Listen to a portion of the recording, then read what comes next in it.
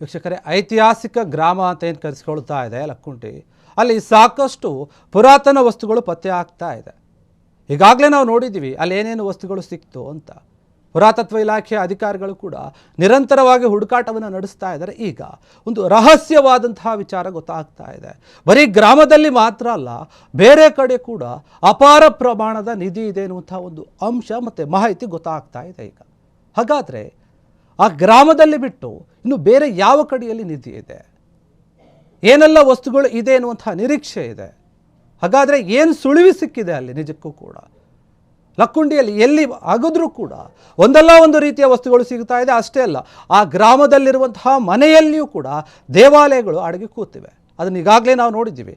ಮನೆಯ ಒಂದು ಜಾಗದಲ್ಲಿಯೂ ಕೂಡ ಬಾವಿಗಳು ಇರುವಂಥದ್ದು, ವಿಗ್ರಹಗಳು ಇರುವಂಥದ್ದು, ಮತ್ತು ಬೇರೆ ಬೇರೆ ಲೋಹದ ಲಿಂಗಗಳು ಪತ್ತೆಯಾಗಿರುವಂಥದ್ದು, ನಾಗರ ಹಾವಿನ ಒಂದು ಏನಿದೆ ಕಲ್ಲುಗಳಿದೆ ಅದು ಕೂಡ ಪತ್ತೆಯಾಗಿದೆ. ಹೀಗಿರುವಾಗ ಇನ್ನೊಂದು ರಹಸ್ಯ ಮಾಹಿತಿ ಗೊತ್ತಾಗ್ತಾ ಇದೆ. ಒಂದು ಗುಹೆಗಳಲ್ಲಿಯೂ ಕೂಡ, ಅದು ಕೂಡ ಸಿದ್ಧ ಸಾಧರು ತಪಸ್ಸು ಮಾಡಿದಂತಹ ಗುಹೆಯಲ್ಲಿಯೂ ಕೂಡ ನಿಧಿ ಇದೆ, ಬಂಗಾರದ ಒಂದು ವಸ್ತುಗಳು ಇದೆ ಎನ್ನುವಂಥ ವಿಚಾರ ಗೊತ್ತಾಗ್ತಾ ಇದೆ. ಹಾಗಾದರೆ ಯಾವ ಗುಹೆಗಳಿವೆ ಲಕ್ಕುಂಡಿಯಲ್ಲಿ?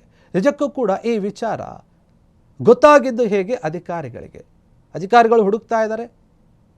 ಆ ಗ್ರಾಮದ ಒಂದು ದೇವಸ್ಥಾನದ ಮುಂಭಾಗದಲ್ಲಿ ಈಗ ಸಿಕ್ಕಿರುವಂತಹ ವಸ್ತುಗಳ ಬಗ್ಗೆಯೇ ಇನ್ನೂ ಕೂಡ ಮಾಹಿತಿ ಸರಿಯಾಗಿ ಗೊತ್ತಾಗ್ತಾ ಇಲ್ಲ. ಅದು ಯಾರ ಕಾಲದ್ದು ಏನು ಅಂತ ಹೇಳಿ. ಮೊದಲ ಬಾರಿಗೆ ಸಿಕ್ಕಂತಹ ಬಂಗಾರದ ವಸ್ತುಗಳನ್ನು ಸರ್ಕಾರಕ್ಕೆ ಒಪ್ಪಿಸಿದ್ದಾಯಿತು. ಆ ಗ್ರಾಮದವರು ಆ ಕುಟುಂಬಕ್ಕೆ ಸನ್ಮಾನವನ್ನು ಕೂಡ ಮಾಡಿದರು. ಸರ್ಕಾರದಿಂದ ಏನು ಕೊಡಬೇಕೋ ಅದನ್ನು ಕೂಡ ಕೊಟ್ಟರು. ಈಗ ನಿಗೂಢ ಗುಹೆಯಲ್ಲಿಯೂ ಕೂಡ ಲಕ್ಕುಂಡಿಯಲ್ಲಿ ಒಂದು ರೀತಿಯಾದಂತಹ ನಿಧಿಗಳು ಅಡಗಿವೆ ಎನ್ನುವಂತಹ ವಿಚಾರ ಇದೆ. ಮುಚ್ಚಿನ ಬಾವಿ ಏನಿದೆ ಅಲ್ಲಿ ಇದೆ ಎನ್ನುವಂಥ ವಿಚಾರ. ನಾಗಾವಿ ಗುಹೆ ಏನಿದೆ, ಆ ಗುಹೆಯ ಒಂದು ಬಾವಿಯಲ್ಲಿ ವಸ್ತುವೊಂದು ತೇಲಿ ಬಂದಿದೆ. ನೋಡಿ, ಎರಡು ಒಂದು ಬಾವಿಗಳಿವೆ. ಈ ಬಾವಿಗಳಲ್ಲಿ ನಾವು ಬೇರೆ ಕಡೆ ಬಿಟ್ಟರೆ ಇನ್ನೊಂದು ಕಡೆ ಬಂದು ಬೀಳುತ್ತೆ ಆ ವಸ್ತು. ಆ ರೀತಿಯಾಗಿದೆ. ಅದರಿಂದಾನೇ ಇಲ್ಲಿ ಕೂಡ ನಿಧಿ ಇದೆ ಎನ್ನುವಂಥ ವಿಚಾರ ಇದೆ. ನಾಗಾವಿ ಗುಹೆಯಲ್ಲಿ ಒಂದು ಬಾವಿಯನ್ನು ಅಲ್ಲಿ ವಸ್ತು ಹಾಕಿದರೆ ಅದು ತೇಲಿಯನ್ನು ಬಿಟ್ಟರೆ ಅದು ಲಕ್ಕುಂಡಿಯ ಮುಸುಕಿನ ಬಾವಿಯಲ್ಲಿ ಬಂದು ತೇಲುತ್ತೆ. ಹಾಗಾದರೆ ಇದರ ರಹಸ್ಯ ಏನಿರ್ಬೋದು? ಅಲ್ಲಿರುವಂತಹ ಕೆಲ ಸಿದ್ಧ ಪುರುಷರು ಏನಿದು ವಾಸ ಮಾಡ್ತಿದ್ದಂಥ ಕೆಲವು ಗುಹೆಗಳಲ್ಲಿಯೂ ಕೂಡ ಅಪಾರ ಪ್ರಮಾಣದ ನಿಧಿ ಸಂಪತ್ತು ಇದೆ ಎನ್ನುವಂಥ ವಿಚಾರ ಗೊತ್ತಾಗ್ತಾ ಇದೆ. ಆ ಸಂಪತ್ತನ್ನು ಅಲ್ಲಿರುವಂತಹ ಕೆಲ ಹಾವುಗಳು, ಸರ್ಪಗಳು ಕಾವಲಾಗಿದೆ. ಆ ಸಿದ್ಧ ಪುರುಷರೇನಿದ್ದಾರೆ ಅವರೇ ಆ ಒಂದು ಸಂಪತ್ತಿಗೆ ಕೆಲವೊಂದು ಸರ್ಪಗಳನ್ನು ಕಾವಲಿಟ್ಟಿದ್ದಾರೆ ಎನ್ನುವಂತಹ ಸುದ್ದಿ ಹರಿದಾಡ್ತಾ ಇದೆ. ಈಗ ಆ ಗುಹೆಯಲ್ಲಿ ಹೋಗೋಕ್ಕೆ ಯೋಚನೆ ಮಾಡ್ತಾ ಇದ್ದಾರೆ. ಆದರೆ ಕೆಲವೊಂದು ಅಡ್ಡಿ ಆತಂಕಗಳು ಕೂಡ ಇದೆ. ಪುರಾತತ್ವ ಇಲಾಖೆ ಅಧಿಕಾರಿಗಳು ಮಣ್ಣನ್ನು ಅಗೆದ ರೀತಿ ಅಷ್ಟು ಈಸಿಯಾಗಿ ಆ ಗುಹೆಗೆ ಹೋಗೋಕೆ ಆಗ್ತಾ ಇಲ್ಲ ಅನ್ನುವಂಥ ವಿಚಾರ ಕೂಡ ಇದೆ. ಚಿನ್ನದ ನಿಧಿ ವಿಚಾರವಾಗಿ ಅದನ್ನು ಮುಟ್ಟೋಕೆ ಕೂಡ ಯಾರಿಗೂ ಆಗ್ತಾ ಇಲ್ಲ. ಯಾಕಂದರೆ ಅಲ್ಲಿ ಸರ್ಪದ ಕಾವಲಿರೋದ್ರಿಂದ ಆ ಸರ್ಪಗಳು ಮುಟ್ಟೋಕೆ ಬಿಡ್ತಾ ಇಲ್ಲ ಅನ್ನುವಂಥ ವಿಚಾರ ಆ ಭಾಗದ ಜನರಲ್ಲಿ ಈ ಒಂದು ಸುದ್ದಿ ಹರಿದಾಡ್ತಾ ಇದೆ. ನಿಜಕ್ಕೂ ಕೂಡ ಆ ಬಾವಿಯಲ್ಲಿ ಅಥವಾ ಏನು ಬಾವಿಯಲ್ಲಿ ತೇಲಿ ಬಿಟ್ಟಾಗ ಬರುವಂಥ ವಸ್ತುಗಳಾಗಿರೋದು ಮತ್ತು ಸಿದ್ಧ ಪುರುಷರು ಇದ್ದಂತಹ ಗುಹೆಗಳೇನಿದೆ ಆ ಗುಹೆಯಲ್ಲಿ ನಿಜಕ್ಕೂ ಕೂಡ ಇದೆಯಾ? ಸುಮಾರು ವರ್ಷಗಳ ಇತಿಹಾಸವನ್ನು ಸಾರುವಂತಹ ವಸ್ತುಗಳು ಈಗಾಗಲೇ ಎಲ್ಲವೂ ಕೂಡ ಪತ್ತೆಯಾಗಿದೆ.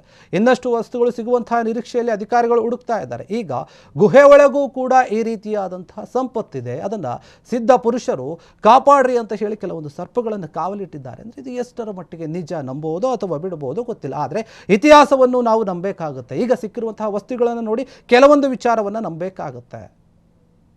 ನಾವು ಕತೆ ಪುರಾಣಗಳನ್ನು ನೋಡಿದಾಗ ನಮಗೆ ಗೊತ್ತು, ಈ ನಿಧಿ ಅಂತ ಬಂದಾಗ ಅದನ್ನು ಯಾವ ರೀತಿಯಾಗಿ ಕಾವಲಾಗಿಟ್ಟಿರ್ತಾರೆ, ಏನೇನಿರುತ್ತೆ ಅಂತ ಹೇಳಿ. ಈ ರೋಚಕ ವಿಸ್ಮಯ ಚಿನ್ನದ ನಿಧಿಯ ಒಂದು ಹುಡುಕಾಟ ಏನಿದೆ ಮತ್ತು ಆ ಗುಹೆಗಳೇನಿದೆ ನಿಜಕ್ಕೂ ಕೂಡ ರಹಸ್ಯವಾಗಿಯೇ ಇನ್ನೂ ಉಳಿದಿದೆ.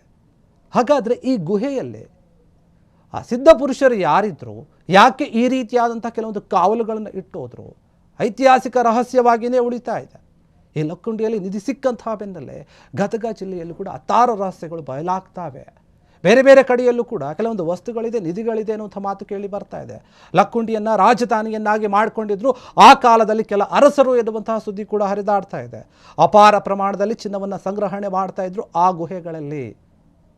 ಟಂಕಸಾಲೆಯಲ್ಲಿ ನಾಣ್ಯಗಳನ್ನು ಮುದ್ರಣ ಮಾಡಲಾಗ್ತಾ ಇತ್ತು. ಅರಸರ ಮನೆತನಗಳಿದ್ವು, ಕಪ್ಪ ಕಾಣಿಕೆಗಳನ್ನು ಕೊಡ್ತಾ ಇದ್ರಲ್ಲಿ. ಕಪ್ಪದ ಗುಡ್ಡದಲ್ಲಿ ಚಿನ್ನದ ನಿಕ್ಷೇಪಗಳು, ರಾಜ ಮಹಾರಾಜರ ಮನೆತನಗಳು ಅಲ್ಲಿ ಆಳ್ವಿಕೆ ನಡೆಸ್ತಾ ಇದ್ವು. ಆ ಚಿನ್ನವನ್ನು ಅಲ್ಲಿ ಬಚ್ಚಿಡ್ತಾ ಇದ್ರು. ಇಂದ್ರನ ಅಮರಾವತಿಗಿಂತಲೂ ಕೂಡ ಸಂಪತ್ತಿ ಇತ್ತು ಇಲ್ಲಿ ಅಂತ ಹೇಳಿ ಇತಿಹಾಸಕಾರರು ಈ ಜಾಗದ ಬಗ್ಗೆ ಹೇಳ್ತಾ ಇದ್ದಾರೆ. ನಿಜಕ್ಕೂ ಕೂಡ ಅಷ್ಟು ದೊಡ್ಡ ಮಟ್ಟದ ಸಂಪತ್ತು ಇದ್ದಿದ್ದೇ ಆದರೆ, ನಿಧಿ ಇದ್ದಿದ್ದೇ ಆದರೆ ಅದು ಇಲ್ಲಿಯವರೆಗೂ ಇನ್ನೂ ಕೂಡ ಅದಕ್ಕೆ ಸೂಚನೆ ನೀಡುವಂಥದ್ದು ಸಿಕ್ಕಿಲ್ಲ. ಆದರೆ ಮೊದಲ ಬಾರಿಗೆ ಸಿಕ್ಕದನ್ನು ನೋಡಿದರೆ ನಿಜಕ್ಕೂ ಕೂಡ ಇದೆ ಅನ್ನೋದು ಗೊತ್ತಾಗ್ತಾ ಇದೆ. ಇದೇ ವಿಚಾರವಾಗಿ ಕೆಲವೊಂದು ಸತ್ಯಗಳು ಕೂಡ ಬಯಲಾಗ್ತಾ ಇವೆ. ಹಾಗಾದರೆ ಆ ಗುಹೆಯ ಮೇಲೆ ಕೆಲವೊಂದು ಅನುಮಾನಗಳು ಉಂಟಾಗ್ತಾ ಇದೆ. ನಿಜಕ್ಕೂ ಕೂಡ ಇದ್ದಿದ್ದೇ ಆದರೆ ಹೋಗೋದು ಯಾವಾಗ? ಅಧಿಕಾರಿಗಳನ್ನು ಭೇದಿಸ್ತಾರ? ಈ ಐತಿಹಾಸಿಕ ಗ್ರಾಮದಲ್ಲಿ ಅಷ್ಟೊಂದು ದೊಡ್ಡ ಮಟ್ಟದ ಸಂಪತ್ತು ಇದೆ ಅನ್ನೋದಾದರೆ ಆ ಕಪ್ಪತ್ತ ಗುಡ್ಡ ಏನಿದೆ ಅದರ ನಿಗೂಢ ಗುಹೆಗಳಲ್ಲಿಯೂ ಕೂಡ ಸಂಪತ್ತು ಇದ್ದೇ ಇರುತ್ತೆ. ಐತಿಹಾಸಿಕ ದೇವಾಲಯಗಳಲ್ಲಿಯೂ ಕೂಡ ಸಂಪತ್ತುಗಳಿದೆ. ಮನೆಯಲ್ಲೂ ಕೂಡ ಕೆಲವೊಂದು ವಸ್ತುಗಳು ಸಿಗ್ತಾ ಇದೆ. ಮನೆಯ ಗೋಡೆಗಳಲ್ಲಿ, ದೇವಸ್ಥಾನದ ಗೋಡೆಗಳಲ್ಲಿ ಮತ್ತು ಭೂಮಿಯನ್ನು ಅಗೆದಾಗ ಅಲ್ಲಿಯೂ ಕೂಡ ಸಿಗ್ತಾ ಇದೆ ವಸ್ತುಗಳು. ಅಂತಂದರೆ ನಿಜಕ್ಕೂ ಕೂಡ ಆ ಭೂಮಿಯ ಆಳದಲ್ಲಿ ಒಂದು ದೊಡ್ಡ ಇತಿಹಾಸ ಇದೆ, ಸಂಪತ್ತಿದೆ, ಅದನ್ನು ಹುಡುಕಬೇಕಾಗಿದೆ ಅಂತ ಹೇಳಿ ಅಧಿಕಾರಿಗಳು ಹುಡುಕ್ತಾ ಇದ್ದಾರೆ. ಇದೀಗ ಇದೇ ವಿಚಾರವಾಗಿ ಈ ಗ್ರಾಮದಲ್ಲಿ ನಾಗಾವಿ ಗುಡ್ಡದ ಗುಹೆಯ ಸಂಬಂಧಪಟ್ಟ ಹಾಗೆ ಕೆಲವೊಂದು ವಿಚಾರಗಳು ಕೇಳಿ ಬರ್ತಾ ಇದೆ. ಗದಗ ತಾಲೂಕಿನ ನಾಗಾವಿ ಗ್ರಾಮದ ಯಲ್ಲಮ್ಮ ದೇವಸ್ಥಾನದ ಒಂದು ಗುಡ್ಡ ಇದೆ. ಆ ಗುಡ್ಡದಲ್ಲಿ ನಿಗೂಢವಾದಂತಹ ಒಂದು ಗುಹೆ ಇದೆ. ಅದರಲ್ಲಿ ಸಾಕಷ್ಟು ವಿಸ್ಮಯ ಇದೆ. ಹೀಗಿರುವಾಗ ಆ ಗುಹೆಯಲ್ಲಿ ರಹಸ್ಯವಾದಂತಹ ಒಂದು ಬಾವಿ ಕೂಡ ಇದೆ. ಆ ಬಾವಿಯಲ್ಲಿ ಅರಿಶಿಣದ ಹಾರವನ್ನು, ನಿಂಬೆಹಣ್ಣನ್ನು ಬಿಟ್ಟರೆ ಅದು ಒಂದು ಸೀದಾ ಲಕ್ಕುಂಡಿಯ ಸಿದ್ಧರ ಬಾವಿಯಲ್ಲಿ ಬಂದು ಬೀಳುತ್ತೆ. ಅಲ್ಲಿ ಕಾಣಿಸ್ಕೊಳ್ಳುತ್ತೆ. ಇದರ ರಹಸ್ಯ ಏನು ಅನ್ನೋಂಥ ಚರ್ಚೆ ಮಾಡಿದಾಗ ಅಲ್ಲಿ ಏನೋ ಒಂದು ಕಣ್ಣಿಗೆ ಕಾಣದಂಥ, ಯಾರಿಗೂ ಕೂಡ ಗೊತ್ತಾಗದಂತಹ ವಿಸ್ಮಯ ಇದೆ, ವಿಚಾರ ಅಂತೂ ಇದ್ದೇ ಇದೆ. ಅಲ್ಲಿಂದ ಇಲ್ಲಿಗೆ ಏನು ಲಿಂಕ್ ಇದೆ, ಏನು ಸಂಬಂಧ ಇದೆ? ಲಕ್ಕುಂಡಿಯ ಮುಸುಕಿನ ಬಾವಿಗೂ ನಾಗಾವಿಯ ಒಂದು ಗುಹೆಗೂ ಕೂಡ ಲಿಂಕ್ ಇದೆ ಎನ್ನುವಂತಹ ಸುದ್ದಿ ಹರಿದಾಡ್ತಾ ಇದೆ. ಇದೇ ವಿಚಾರವಾಗಿ ಅಲ್ಲಿನ ಅಧಿಕಾರಿಗಳು ಕೂಡ ಸಂಶೋಧನೆಯನ್ನು ನಡೆಸ್ತಾ ಇದ್ದಾರೆ. ಗುಹೆಯಲ್ಲಿ ಅಪಾರ ಪ್ರಮಾಣದ ಚಿನ್ನದ ನಿಧಿ ಕೂಡ ಇದೆ. ಅದರ ಸಂಪತ್ತನ್ನು ಸರ್ಪಗಳು ಕಾವಲಾಗಿ ಕಾಯ್ತಾ ಇದ್ದಾವೆ. ಇದೇ ಇರುವಂತಹ ವಿಚಾರ. ಹೀಗಾಗಿ ಈ ಗುಡ್ಡದಲ್ಲಿ ಹೋಗಿ ಅಥವಾ ಗುಹೆಯಲ್ಲಿ ಹೋಗಿ ಬಂದಿರುವಂತಹ ಗ್ರಾಮದ ಹಿರಿಯರಿಗೆ ಏನಿರ್ತಾರೆ, ಕೆಲವರು ಈ ವಿಚಾರವಾಗಿ ಹೇಳ್ತಾರೆ, ನಿಜಕ್ಕೂ ಕೂಡ ಅಲ್ಲಿ ಇದೆ, ಸರ್ಪಗಳಿದೆ. ಕೆಲವೊಂದು ಸಿದ್ಧ ಪುರುಷರು ಅಲ್ಲಿದ್ದರು ಈ ಹಿಂದೆ. ಕಾಮಧೇನು ಕೂಡ ಅಲ್ಲಿತ್ತು. ನಾಗಾವಿಯ ನಿಗೂಢ ಗುಹೆಯಲ್ಲಿ ಕೆಲವೊಂದು ವಿಚಾರಗಳು ನಮಗೆ ಈ ಹಿಂದೆ ಕಂಡಿದ್ವು. ನಾವ್ಯಾರಿಗೂ ಕೂಡ ಅದನ್ನು ಹೇಳಿರಲಿಲ್ಲ. ಸಿದ್ಧ ಪುರುಷರ ಜಾಗ ಆಗಿರೋದ್ರಿಂದ ಅಲ್ಲಿ ವಿಸ್ಮಯಗಳು, ಕೆಲವೊಂದು ವಿಚಾರಗಳು ಇದ್ದೇ ಇರುತ್ತೆ. ನಾವು ಅದನ್ನು ಹೇಳೋದಿಲ್ಲ ಅಂತ ಹೇಳ್ತಾರೆ. ಯಾಕಂದರೆ ಅವ್ರು ನಿತ್ಯ ಹೋಗಿ ಅಲ್ಲಿ ಭಜನೆಯನ್ನು ಮಾಡ್ತಾರೆ, ಜಾಗಟೆಯನ್ನು ಬಾರ್ತಾರೆ, ಶಂಖದ ನಾದ ಮೊಳಗುತ್ತೆ, ಅಲ್ಲಿ ಈ ರೀತಿಯಾದಂಥ ಶಬ್ದಗಳು ಕೇಳಿಸುತ್ತೆ, ವಿಚಿತ್ರವಾದಂಥ ಶಬ್ದಗಳು ಅಂತ ಗ್ರಾಮದವರು ಹೇಳ್ತಾರೆ. ರಾತ್ರಿಯ ಸಮಯದಲ್ಲಿ ಸಮಯದಲ್ಲಿ ಆ ಗುಹೆಯಲ್ಲಿ ಭಜನೆ ಮಾಡೋದು, ಶಂಖವನ್ನು ಊದೋದು, ಪಠನೆಯನ್ನು ಮಾಡೋದು, ಮಂತ್ರಗಳನ್ನು, ಇದೆಲ್ಲವೂ ಕೂಡ ಕೇಳಿಸುತ್ತೆ. ಅಂದರೆ ನಿಜಕ್ಕೂ ಕೂಡ ಅಲ್ಲಿ ಏನೋ ಒಂದು ವಿಚಾರ ಅಡಗಿದೆ. ಲಕ್ಕುಂಡಿಯಲ್ಲಿ ನೀವು ಅಂದ್ಕೊಂಡಿರೋ ಹಾಗೆ ಬರೀ ನಿಧಿ ಮಾತ್ರ ಅಡಗಿಲ್ಲ, ಬೇರೆ ಒಂದು ವಿಸ್ಮಯ ವಿಚಾರಗಳು ಕೂಡ ಅಡಗಿರುವಂಥದ್ದು. ಈಗ ಅಲ್ಲಿನ ಗ್ರಾಮಸ್ಥರು ಹೇಳ್ತಾ ಇದ್ದಾರೆ, ಈ ರೀತಿಯಾಗಿ ಆ ಬಾವಿಯಲ್ಲಿ ಮತ್ತು ಆ ಗುಹೆಯಲ್ಲಿ ಏನಿದೆ, ಯಾರಿಗೂ ಕಾಣದಂತಹ ಸಂಪತ್ತನ್ನು ಇಂದಿನ ಕಾಲದ ಅರಸರು ಒಂದು ರೀತಿಯಲ್ಲಿ ತಾಂತ್ರಿಕವಾಗಿಯೂ ಅಥವಾ ಇನ್ನೊಂದು ರೀತಿಯಲ್ಲೂ ಬಚ್ಚಿಟ್ಟಿದ್ದಾರೆ ಎನ್ನುವಂತಹ ವಿಚಾರ. ಈ ಸತ್ಯ ವಿಚಾರವನ್ನು ಅಥವಾ ಈ ಒಂದು ಅನುಮಾನವಾದಂತಹ ವಿಚಾರಗಳೇನಿದೆ ಅದು ಹರಿದಾಡ್ತಾ ಇದೆ. ಇದು ಯಾವಾಗ ಸಿಗುತ್ತೆ? ಅದು ನಿಜವಾಗಿದ್ದರೆ ಕೂಡ ಅದು ಸಿಕ್ಕೇ ಸಿಗುತ್ತೆ. ಒಂದು ವೇಳೆ ಇದು ಊಹಾಪೋಹದ ಒಂದು ಸುದ್ದಿ ಕಥೆ ಏನಾದರೂ ಆಗಿದ್ದರೆ ಅದರ ಬಗ್ಗೆ ಬೇರೆ ರೀತಿಯಾದಂಥ ಒಂದು ಚರ್ಚೆ ಆಗುತ್ತೆ. ಆದರೆ ಯಾವುದನ್ನು ಕೂಡ ನಾವು ಗಾಳಿ ಮಾತು ಅಂತ ಹೇಳೋಕ್ಕಾಗಲ್ಲ. ಈಗ ಅಲ್ಲಿರುವಂತಹ ಸಿದ್ಧರ ಗುಹೆಗಳಲ್ಲಿ ಕೂಡ ಇದೆ ಎನ್ನುವಂತಹ ವಿಚಾರ. ಯಾಕಂದರೆ 20 ವರ್ಷದ ಬಳಿಕ ಕೆಲವೊಂದು ತಾಯಿಯರು ಏನು ಮಾಡ್ತಾರೆ, ಆ ಸಿದ್ಧರ ಬಳಿ ಹೋಗಿ ಕೇಳ್ತಾರೆ, ಇಲ್ಲಿ ಏನೇನು ಆಗ್ತಾ ಇತ್ತು ಅಂತ, ಸಂಪತ್ತಿತ್ತ ಏನು ಎತ್ತ ಅಂತ. ಅದನ್ನು ಸಂಪತ್ತಿನ ವಿಚಾರವಾಗಿಯೂ ಕೂಡ ಕೆಲವೊಂದು ವಿಚಾರಗಳಿವೆ, ಏನೇನಾಯಿತು ಈ ಹಿಂದೆ ಅಂತ ನೋಡಿ. ಕೆಲವೊಂದು ವಿಚಾರವನ್ನು, ಇದೇ ವಿಚಾರವನ್ನು ಗಮನಿಸ್ತಾ ಹೋದಾಗ ಒಂದು ತಾಯಿ ಮತ್ತು ಮಗುವಿನ ವಿಚಾರವಾಗಿ ಕೆಲವೊಂದು ವಿಚಾರ ಕೇಳಿ ಬರುತ್ತೆ. ಒಂದು ಸುದ್ದಿ ಕೂಡ ಇದೆ. ಒಂದು ಚಿಕ್ಕ ಕಥೆಯನ್ನು ನಾವು ನೋಡೋದಾದರೆ ನೋಡಿ, ಒಂದು ಹಸು ಮನೆಗೆ ಹೋದಾಗ ಹಾಲನ್ನು ಕೊಡ್ತಾ ಇರಲಿಲ್ಲ. ಹೀಗಾಗಿ ಹಸುವನ್ನು ಮೇಯಿಸೋಕೆ ಅಂತ ಕೆಲವರು ಹೋಗಿರ್ತಾರೆ, ಕೋರಿಯವರು, ಒಂದು ಮನೆತನ ಅಂತ ಇರುತ್ತೆ. ಆ ವ್ಯಕ್ತಿ ಒಂದು ದಿನ ಏನು ಮಾಡ್ತಾನೆ, ಹಸುವಿನೊಂದಿಗೆ ಗುಹೆಗೆ ಹೋಗ್ತಾನೆ. ಅಲ್ಲಿಂದ ಸಿದ್ಧರನ್ನು ನೋಡಿ ನಾನು ಇಲ್ಲೇ ಇರ್ತೀನಿ ಅಂತ ಕೇಳ್ಕೊಳ್ತಾನೆ. ಹಸು ಮರಳಿ ಮನೆಗೆ ಬರುತ್ತೆ. ಆದರೆ ದನ ಕಾಯೋಕ್ಕೆ ಹೋದಂತಹ ಆ ಮನುಷ್ಯ ಮಾತ್ರ ವಾಪಸ್ಸು ಬರೋದಿಲ್ಲ.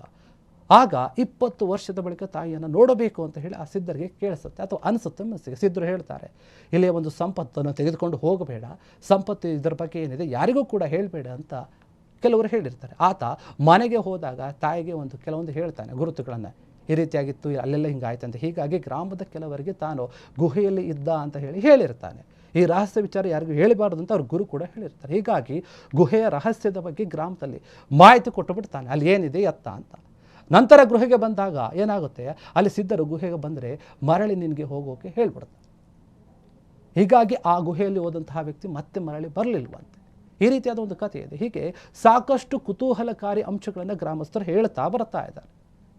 ಈಗ ಇದೇ ವಿಚಾರವಾಗಿ ಗುಹೆಯಲ್ಲಿ ಇದೆ. ಈ ಕಥೆಗಳನ್ನು ಆಧರಿಸಿನೋ ಮತ್ತೊಂದು ಸಾಕಷ್ಟು ವಿಚಾರಗಳಿವೆ. ಈ ಲಕ್ಕುಂಡಿಯ ಗ್ರಾಮದಲ್ಲಂತೂ ದೊಡ್ಡ ಮಟ್ಟದ ನಿಧಿ ಇರೋದು ಸತ್ಯ ಎನ್ನುವಂಥ ಸಮಾಚಾರ ಏನಿದೆ ಅಥವಾ ವಿಚಾರ ಏನಿದೆ ಇದು ಈಗ ಬಯಲಾಗ್ತಾ ಇದೆ. ಹಾಗಾದರೆ ನಿಜವಾಗಿಯೂ ಕೂಡ ಆ ರೀತಿಯಾಗಿದ್ದರೆ ಆ ಗ್ರಾಮದಲ್ಲಿರುವಂತಹ ನಿಧಿಗೆ ವಾರಸುದಾರರು ಯಾರು, ಯಾವ ಮನೆತನದ್ದು, ಅಥವಾ ಆ ಸಿದ್ಧರು ಏನು ಹೇಳಿದ್ರು ಆ ವ್ಯಕ್ತಿ ಬಂದು ಏನು ವಾಪಸ್ ಹೋದ ಅಲ್ವಾ, ಆ ವ್ಯಕ್ತಿ ಹೇಳಿದಂತಹ ಕತೆ ನಿಜ ಆಗಿದ್ದರೆ ಆ ಗುಹೆಯಲ್ಲಿ ಅಪಾರ ಸಂಪತ್ತಿರೋದಂತೂ ನಿಜ.